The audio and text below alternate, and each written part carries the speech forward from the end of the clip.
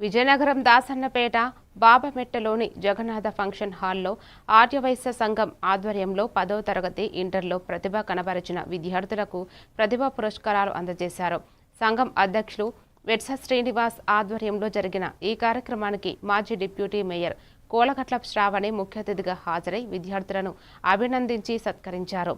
ఆర్యవైశ్య సంఘం ద్వారా పేదలకు విద్య, వైద్యం, వివాహాలకు సహాయం చేస్తూ గత 15 ఏళ్లుగా సేవా కార్యక్రమాలు నిర్వహిస్తున్నామని నిర్వాహకులు తెలిపారు.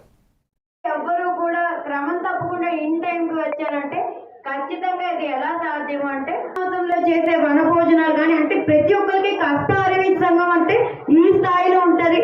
చేసే ప్రతి కార్యక్రమం కూడా కళ్ళు చెదిరిపోయేటలో ఉంటుంది. కాబట్టి ఏ ప్రొఫెషన్ తీసుకున్నా సరే రాజకీయాలకి రమ్మని ప్రతి ఒక్కరిని కోరుకుంటున్నాను.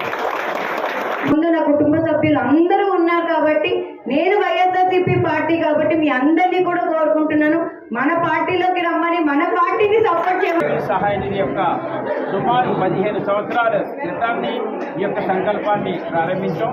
దీని యొక్క ప్రధానమైనటువంటి సంకల్పం ఈ సహాయ నిధి ద్వారా విద్య, వైద్యం, వివాహాది శుభకార్యాలకి విద్య అంటే ఇప్పుడు మేము చేస్తున్నటువంటి ఈ పురస్కార అవార్డు, కొంతవరకు ఆర్థిక సహాయం, వైద్యం కమ్యూనిటీలో ఎవరైనా సరే జబ్బు పడి అది హెల్త్ పరంగా చాలా వీక్ అయిపోయి ఫైనాన్షియల్గా వీక్ అయినప్పుడు వారికి కావాల్సినటువంటి హెల్త్ పరంగా కొంత సహకారం, అలాగే ట్యాబ్లెట్స్, అలాగే ఇంకేదైనా టెస్టులు, ఇంకా ఏదైనా కావాలనుకుంటే అడ్వాన్స్గా వైద్యపరంగా అందించడం.